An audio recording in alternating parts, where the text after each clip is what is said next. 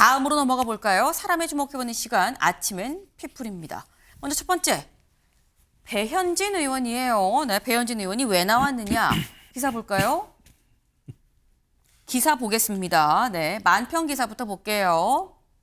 네, 오늘 만평 이런 게 나왔습니다. 네, 지금 여기 당대표 홍준표 2018년 3월일 때죠. 그때 배현진 당시에는 의원이 아니었었어요. 그런데 그때 인재 1호입니다 라고 하면서 이제 딱 칼을 주는 그런 모습이죠. 그런데 2025년 여름 지금 내 차례 올까 하는 흑심에 입국 닫고 노예한 영혼 비굴한 소리라고 배현진 의원이 얘기를 하면서 푹 등에 칼을 꽂았다라는 겁니다. 대체 2만 평이 왜 나왔느냐? 아까 제가 살짝 몇 초간 봤었던 홍준표 전 시장 최근에 이런 글을 올렸었죠. 이른바 신천지 바람입니다. 신천지 논란. 2022년 신천지 교주 이만희 씨를 별장에서 만났는데 대선 후보 경선 때 신천지 신도 10여만 명을 국민의힘 책임당원으로 가입을 시켰고 그리고 지금도 상당수는 그 당의 책임당원으로 활동하고 있다라는 얘기를 내가 들었다. 그래서 내가 이런 것 때문에 윤석열 전 대통령, 윤석열 당시 후보랑 대결해서 내가 그래서 당원 당심에서 졌던 거다. 그때도 이런 문제 있었어 라고 지금 얘기를 했습니다. 여기에 대해서 배현진 의원이 뭐라고 글을 올렸느냐 이렇게 올렸다는 거죠. 요즘 사회적 무리를 빚으면서 세력화를 꿈꾸는 사이비 단체 얘기로 당이 어수선합니다. 내 차례가 올까 하는 이 흑심에 알면서도 몇 년간 입국 닫고 있다가 이제와 폭로에 열올리는 노회한 영혼의 비굴한 소리를 국민들이 혀차며 지켜보고 있습니다. 라는 거예요. 조현선 변호사님. 배현진 의원은 홍 전 시장이 그때도 문제가 있는 걸 알았는데 그때는 내 차례가 되면은 이 세력이 나한테 도움이 될 수 있으니까 입 닫고 있다가 지금 이제 와서 좀 이 비굴하게 얘기를 하고 있는 거 아니겠느냐라고 얘기를 하고 있는 거거든요. 동의하십니까? 물론 홍준표 전 시장이 왜 그동안은 이런 것에 관련돼서 얘기를 안 했는지는 알 수는 없죠. 근데 배현진 의원 말처럼 본인에게 순서가 올까 봐 그랬을 수도 있겠죠. 그렇지만 그게 중요한 게 아니지 않습니까? 지금 신천지와 통일교 같은 종교 집단들이 지금 대거 당내 유입이 되어서 당내 경선에 영향을 미쳤다는 그 의혹 제기 아니겠습니까? 그리고 그 내용도 굉장히 구체적이에요.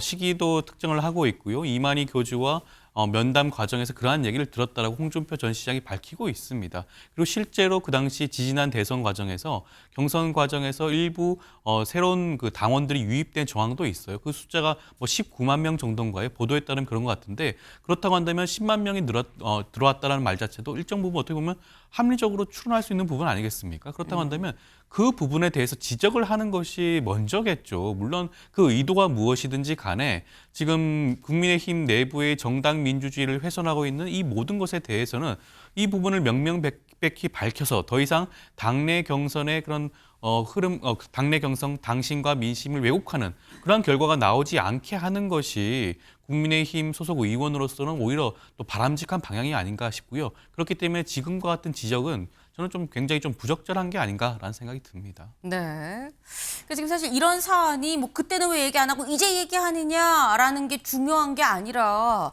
어쨌거나 그 사안은 그때도 지금도 상당히 중요한 사안인데 지적하는 거에 대해서 홍 전 시장이 지적하는 거에 대해서 뭐라고 할 게 아니지 않느냐라는 취지로 말씀을 하셨어요. 근데 사실 아까 만평에서도 나왔던 게 이게 지금 주목을 받는 이유가 한때는 배현진 의원이 홍준표 퀴즈란 얘기를 들었었죠. 그러니까 어떻게 보면 정치를 시작하는 데 있어서 홍 전 시장이 상당히 좀 또 도움이 됐었던 그런 부분이 있었는데 사이가 틀어진 거야라는 얘기가 그래서 나오는 겁니다. 실제로 사이가 상당히 좋았던 그때 모습 제가 같이 보고 오실까요?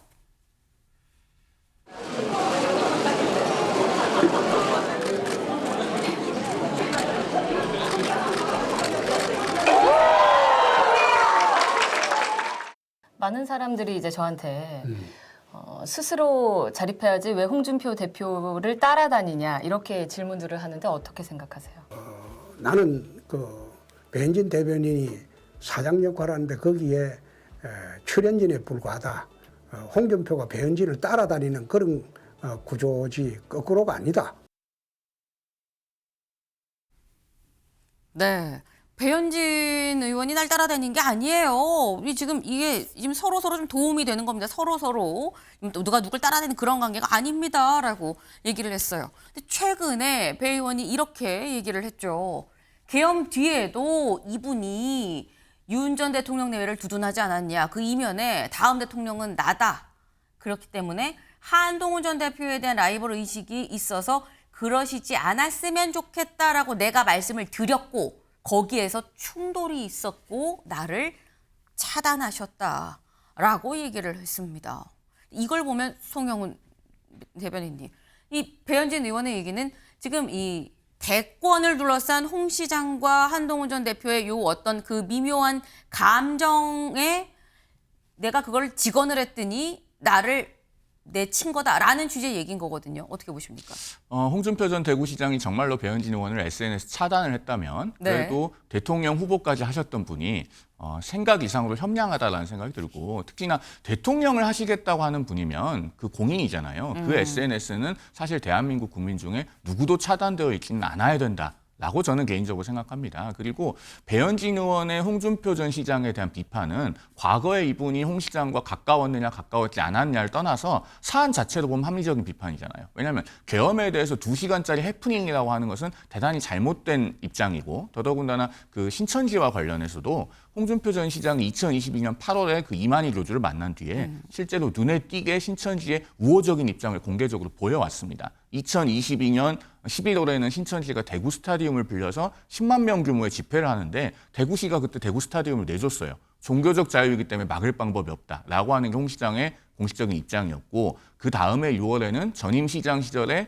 대구시가 신천지를 상대로 코로나19 관련해서 냈던 천문학적인 규모의 손해배상 청구 소송을 법원의 화해 공고 결정에 따라서 취하하기에 앞서서 애초에 무리한 소송이었다. 이렇게까지 언급한 바가 있습니다. 그러면은 홍 시장도 그런 걸 알고서 여태까지 문제를 지적하지 않지 않았느냐라고 하는 비판이 분명히 가능해 보이거든요. 그러니까 우리가 어떤 주군과 가신의 관계처럼 정치인을 프레이밍해서 보는 것은 조금 피할 필요가 있지 않나 하는 생각이 듭니다. 네. 잘못된 걸 잘못됐다고 얘기하는데 키 주고 자시고가 뭐가 중요하냐라는 말씀이에요. 네.